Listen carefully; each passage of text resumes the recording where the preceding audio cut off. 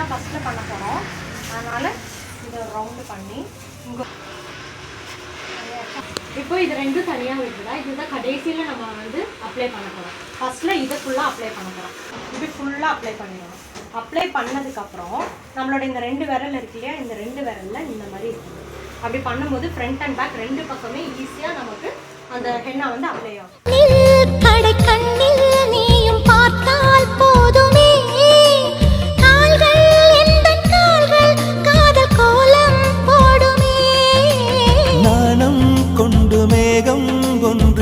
Apply பண்ண இடம் எப்படி இருக்கு, நிறைய இருக்கிற மாதிரி.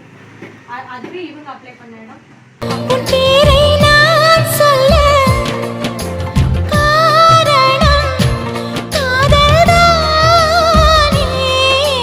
பிரம்மன் கூட ஒரு கண்ணதாசன் தான்.